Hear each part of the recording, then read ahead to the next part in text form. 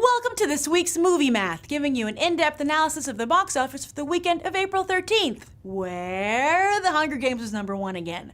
But that didn't mean there weren't some big surprises at the box office. Arguably the biggest was that the Three Stooges didn't make fools of themselves, capturing the #2 spot with a very respectable haul. While the popular opinion had been that the three leads had committed career suicide, and now turns out to be the complete opposite, and look for all of them, especially the guy playing Mo, to use this pick as a launching pad to bigger and better things. I did see the movie on Saturday with my dad and saw him laugh harder than I ever did in my entire life. And I laughed too. I think that once you realize that the Three Stooges are an all-ages comedy act, you can appreciate the movie much more. Plus it has a surprisingly sweet storyline. Should you go out of your way to see it? No. But if you're a Stooges fan, know a Stooges fan, or are looking for something to do with your family, I definitely think it makes for a nice time at the movies. Plus, I have to report it's pretty much impossible not to act like a Stooge after seeing the movie. The fun is so infectious. And I discovered my mom does an excellent Mo impression. But the person who impressed me the most was Larry David, who I'd happily watch play a nun all day long. The Three Stooges is also a much-needed comeback for the Farrelly brothers, who really poked themselves in the eye with some bad career choices in the past. But the Three Stooges marks their biggest opening weekend in over a decade, and the third biggest of their career. So good news for everybody? Certainly. Then debuting in third place was Cabin in the Woods, whose teenagers apparently had the Stooges to fear more than any control room. Yes, the industry had been expecting Joss Whedon's clever horror flick to come in second, or possibly even topple Katniss and crew, yet that was not the case. It's hardly the headline Whedon wanted going into the Avengers, and let's hope this underwhelming performance isn't a preview of coming attractions.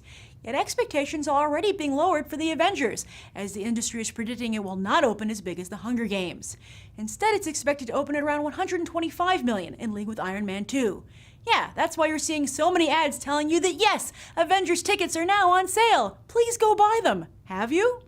That James Cameron, he is king of the world, or at least the box office.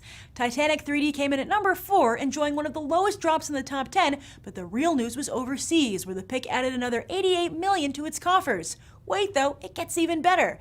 $58 million of that haul was from China, where Titanic 3D claimed the country's biggest opening weekend ever. And we're talking about a re-release. All of this boffo business enabled Titanic to sail past the $2 billion mark worldwide, meaning that James Cameron now not only has the top 2 grossing films of all time, but the only 2 to ever make over $2 billion. And the runners-up aren't even close. Speaking of overseas, Battleship opened overseas hoping to counter bad buzz with a lot of green. And the plan seems to have worked, as Battleship captured $58 million, making for a strong start out of the gate.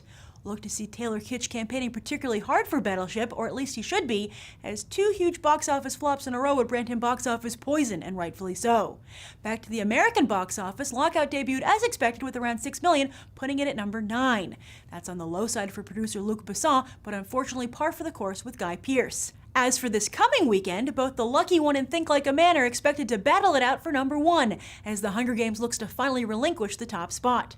Meanwhile, Chimpanzee is expected to open in the same league as past Disney nature films.